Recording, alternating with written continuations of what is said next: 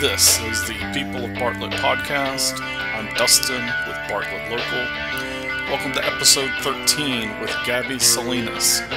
In 2020, Gabby was running for Tennessee House District 97. On this episode, we learned the story of why Gabby moved to Bartlett and why she still lives in Bartlett.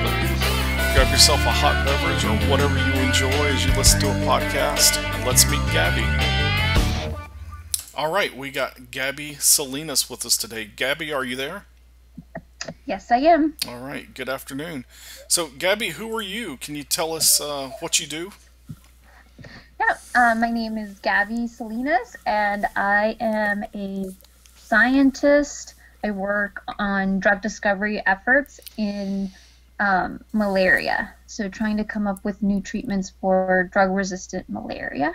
And I also am very much politically engaged in our community, and I ran for office in 2020 for the State House to represent District 97, which encompasses East Memphis, a little bit of Cordova, and Bartlett. That's really cool. Yeah, I remember seeing your signs all over my neighborhood, for sure. I saw several houses here with the Gabby Salinas sign. How do you distribute those signs? How do those get out? So we did a series of phone calls to people in the district, people signing up through our website and our social media accounts, and then email. But we've had over 100,000 calls made into the district throughout the entire election cycle. Okay. And did you win? I didn't. I came very close, but Very close. we were about 400 votes short, 0.8%. Oh, wow. That's really close. So, yeah. So, But it was an amazing experience to talk to people and really hear what their worries and what they care about and what they want for our community here in the Bartlett area. well, success starts with trying, and you're definitely trying. Yes. Yeah. So, Gabby, can you tell me about your connections to Bartlett? Yeah, so my family came here in 1996 so that I could be treated at St. Jude. And at that time, I mean, St. Jude was very big, but not the way that it is now, for example. They had housing, but it was very limited. And because we were an international family, we came from Bolivia. We needed somewhere to stay, and at that time there was a church. I think it's gone now, but it was a Church of Christ on Old Brownsville Road. They had a hospitality home where they gave housing for families that were here for treatment, and we were able to get housing there while I was going through treatment.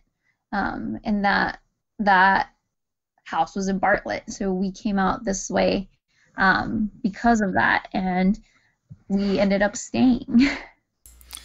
So, how long ago was that? This was in 1996, so 24 years ago. How old were you then? I was 7 when we came to the hospital, and then I was almost 8. So when all of that happened, I was 8 years old. Wow, so you've had roots here for a long time. Yes. Any other connections, clubs, or church here in Bartlett? Yeah, I went to lower school at St. Anne Bartlett, and that's where I actually also go to church. And my family has been going there for a really long time. And just a lot of the people that go to church there have live in the area, and just I've had so many friends that have been in the Bartlett area, and so that's kind of where I hang out the most. And it's just very, very special to me. I think growing up in an area and just staying there, you get to see and get to know the community and get to kind of, it's a very small and close-knit community, which is what I love. Yeah, one of my favorite things about being in Bartlett is when I'm out with my family. Maybe we're at the grocery store or we're at Target, which isn't in Bartlett, but it's very close. And my family sees someone they know that live in Bartlett and someone I've never met. And I love seeing that 1 degree connection where here's someone new, but they live down the street from me. And I love that sort of connection.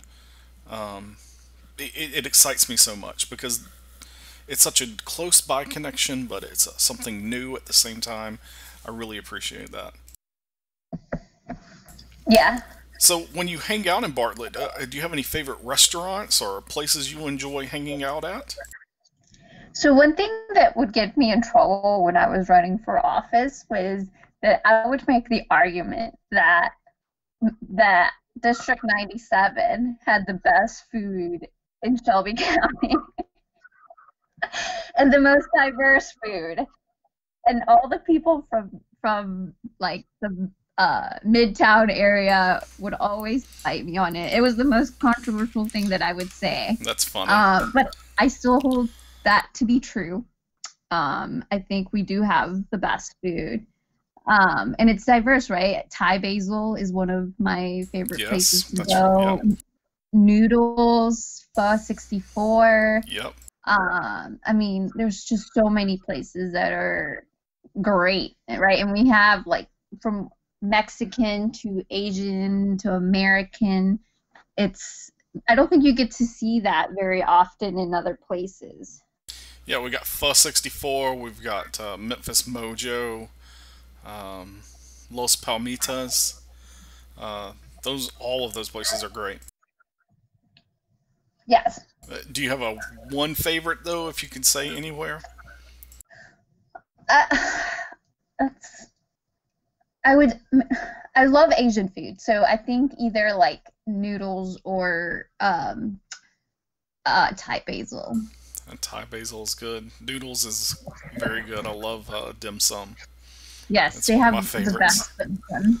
I had a roommate that was Chinese, and she said that noodles had the best dim sum. So she knows what she's talking about, so I trust her.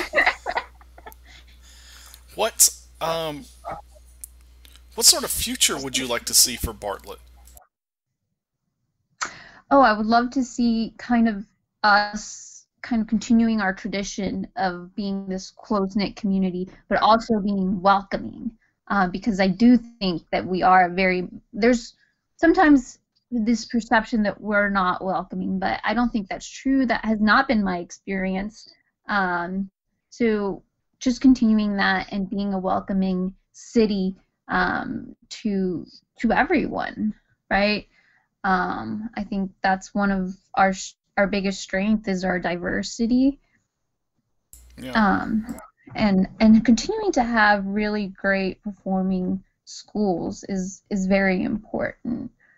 We want to make sure that our kids are growing up to be competitive in the job market, and you have to start out young. I would love to see more investments in younger and childhood education. I think that's very important. I think one of the things that we forget is when we talk about, for example, safety, is that Bartlett is always in the top safest cities in our Yeah. country. And I think that's something to be proud of. Yeah. It's very cool. I like that point of view. So, can you tell us what's something you wish everyone knew about Bartlett? Maybe they didn't know. Maybe a best kept secret about Bartlett. Well, I think the people here are very welcoming and they care. Um, Again, like if the Bartlett community hadn't wrapped their arms around me and my family when we were going through a tough time, we wouldn't have Wow. made it. Yeah. And um, they gave us a place to live. And even after, so my family was involved in a really bad car accident, like a year after I came to St. Jude, and my father passed away, and my sister passed away, and my mom was paralyzed. and it was thanks to our community that we were able to make it. And we had a place to live, and we had food, and we had, like, it was, what do you need, and how Right. can we help you You were a little navigate? girl at this time, right? Yes. And it was thanks to the community that we had here. And, they didn't ask me, like, you know, we barely even knew how to speak English, right? They saw a need and just stepped in. It wasn't, oh, where do you come from, or anything like that. It was, what is your need, and how can we help? That's really incredible. So you grew up, of course, and you defeated cancer. Congratulations. Thank you. And then you discovered that maybe you have the stomach for politics. Is that right? Yeah, I mean, I'm very much a product of my times. Uh, Growing up as a cancer survivor, I, I knew I had to be involved in politics because so much of our laws dictate access to healthcare. And that I almost kind of didn't have a choice but to get involved, because some of the hardest barriers for me, of course, from the outside, you can see that having to go through cancer and having lost a parent and being the daughter of a woman in a wheelchair is hard. But some of the hardest barriers that I had to overcome were the laws written in against patients. Um, so for me, it was almost like I had to, and really, I thought that maybe it was an exception, that the majority of the population falls into a category where this is not the case for them.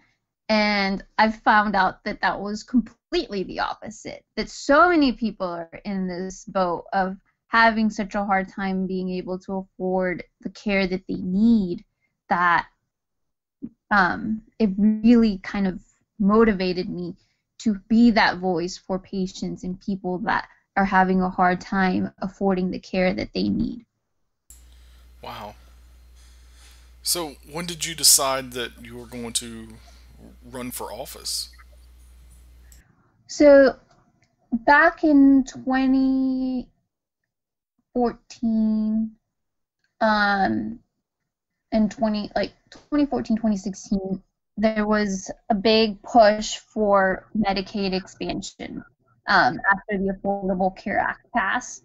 And the Supreme Court decided that it would be up to the states to decide whether Medicaid expansion would take place in their state or not. And there was a special session, and most Tennesseans agree. Over 60% of Tennesseans want to see Medicaid expansion happen in our state. Right. And Governor Haslam at the time was in favor of Medicaid expansion, and he called a special session so it could be discussed.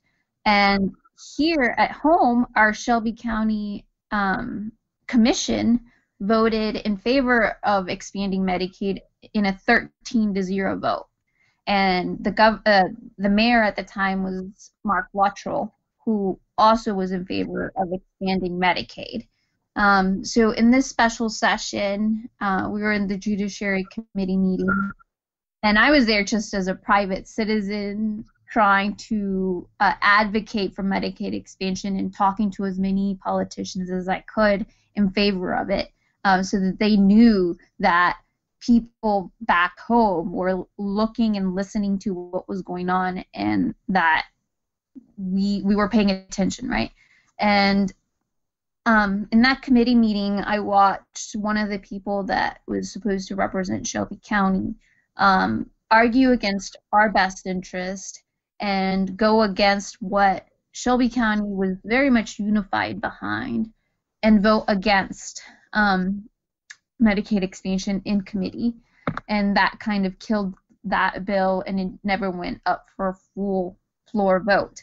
And that person was supposed to be, my state senator, and I knew that that's not how most of the people here in Shelby County felt. So at that point, I realized that I needed to do more to make sure that our voices were being heard in Nashville. Right, you needed to begin channeling the voices of the people into, uh, I guess, power, right? Because Yeah, politics is all about manipulating resources or moving and resources around. and the thing is that he had run unopposed the time um, that previous election that he had. So I think that we needed to have somebody that was fighting for what most Shelby Countyans agreed on, and that was Medicaid expansion.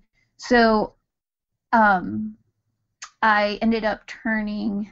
You have to be 30 to be able to run for office for the state senate, and I pulled my petition when I was 29. But as long as you turn 30 before you assume office, you're allowed to run.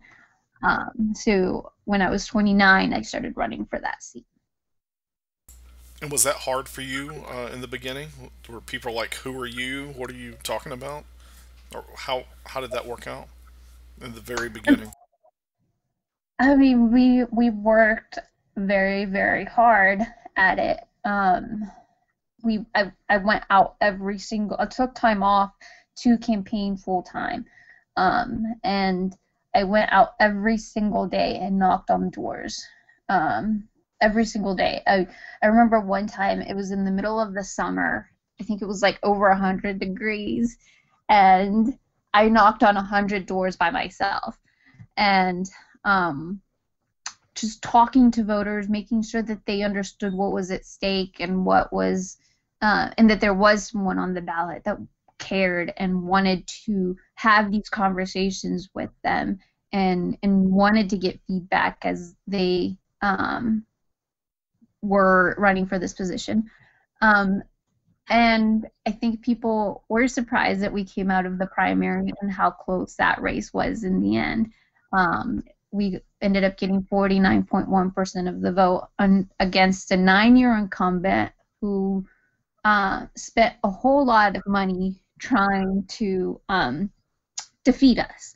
But I believe in people power, and I believe that we're more alike than we're not, and that if we work from an area of common ground, that we can make a difference for our community. And I think that resonated with people in the district. That sounds emotionally exhausting to me to talk to all these different people. Was that a challenge for you to talk to so many people and get so many viewpoints together? And yeah, no, it was obviously it's hard, but I think most of the people the issues that they're facing are very similar. Sometimes you get a couple of issues that will be a brand new issue that someone cares about, but most of the time is schools, healthcare, having good roads, property taxes. That's important. So a lot of the time, maybe like parts of the district aren't talking to each other, but the same issues that they care about, the issues that they care about are the same. okay, so when you're on this path of running for office, when did you really feel like that this was your calling, that this could really work, you could really pull this off? Well, I think you have to be in that mindset before you even run. Because you have to believe in what you're doing wholeheartedly. Because if you don't, it's going to be harder for you to convince others that you are the candidate for them.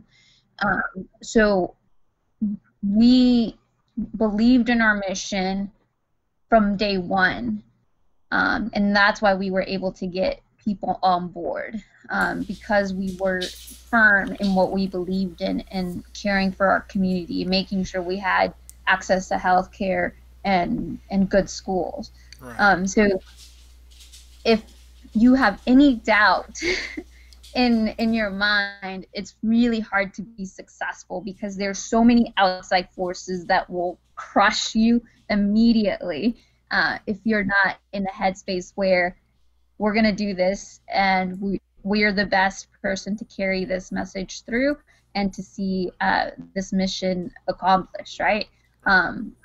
And even then, I still got pushback from a lot of people. A lot of the time, I'm very young when it comes to being politically engaged. Most of the people in these positions are older. I am a Latina. I have a very different background than most people, but we always took that and made it our strength, right? We have so many business people and lawyers arguing for this. Why do we not have scientists and teachers and construction workers and people that actually have done the work and know what it's like to be out there? And that also resonated. The fact that we were not shying away from the fact that we were different. We were saying our difference is what makes us stronger and great for our community. That's really cool. So, from the point that you started and decided to become engaged politically to now, how have you changed over those several years? How have your viewpoints changed or you changed as a person? Well, I think I'm more committed to the issues than ever. But you just realize how this is going to be a long fight. And we have to make sure that we're not giving in to,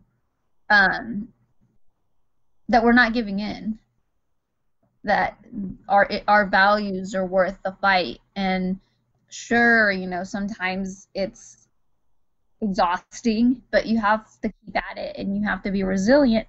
And I think that's where a lot of my experiences from my life have come into play, right? I've had to exercise resilience. Resilience is like a muscle. You have to exercise it. And, That's right. I've had a lot of adversity in my life and I've been able to overcome it. So looking at challenges that I've had in the political world, you just have to meet them with that same type of resilience. And unfortunately, I think a lot of people aren't able to do that and give up. But right now, we're not in a position to give up because our community is worth fighting for. And we have to make sure that our issues win. Yeah, that's really great. I really appreciate you being out and talking to the people and everything. And you talk about the fight being exhausting. Well, that's exactly why you're doing it, because some people can't fight.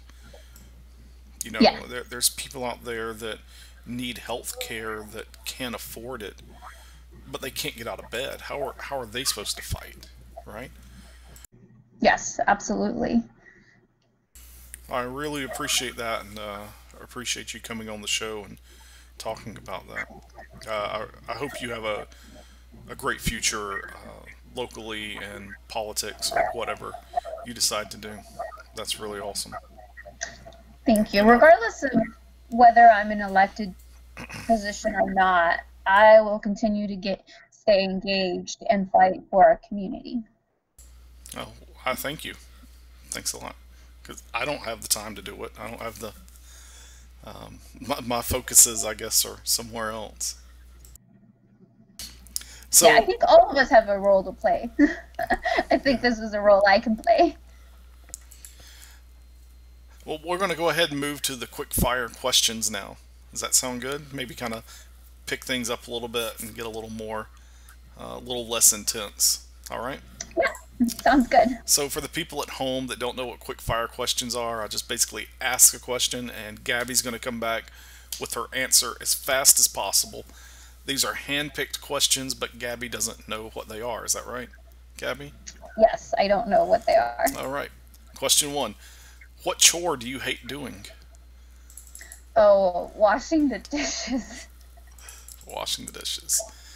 Name a book you enjoy.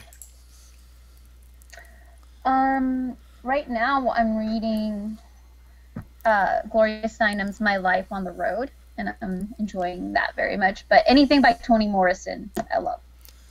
If you had one superpower, what would it be? I think like being able to go without sleep. Oh, wow. That's good. If you were not in your current role, what would you be doing? Oh, I have no idea. That's good enough. I think I've always known that I wanted to do science. So probably something in medicine that's more like clinical, Okay. with patients. Do you believe in ghosts? I'm not sure. I don't think so. Okay. Do you believe in having an organized life or just letting things happen? Both. I think organization is important, but also making sure that you're taking the time to appreciate the small things in life is important as well, and being spontaneous. Yeah, some of these questions are never as simple as they should be. What's your absolute number one biggest pet peeve? When people are unkind. Okay. And I guess that goes into the next question. One personality trait you have no time for? Entitlement or rudeness. Okay. What's the first thing you grab in the morning? My medicines. Medicine. What's your favorite Halloween costume? I don't usually dress up. One year I went as like a suffragette. A what? A suffragist. People that fought for the right of women to vote. Oh, okay. Yeah. And the last question is, who do you admire the most? My mom. My mom's someone I greatly admire. She raised me and my siblings by herself in a country where she didn't speak the language, in a time where so much was going on. And not only that, but she is a person of faith and a happy person. I think one of our biggest accomplishment as a family is that we haven't let the tragedy of our lives make us into sad people. We're very happy people. That's awesome. And Gabby, do you have any questions or comments for me or the show? I don't think so. When will it be out? Well, I don't know. Okay. And if people want to find out more about you or your political efforts, where can they learn about that?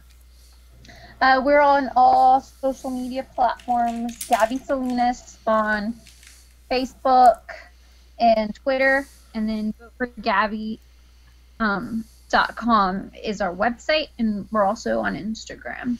All right, and for everyone following along at home, I will put that in our show notes. And Gabby, thanks for having you, or thanks for coming on. I'm glad to have you. Thank you for having me, and I always follow your Facebook page to get all of the news on what's going on in our city. Thanks a lot.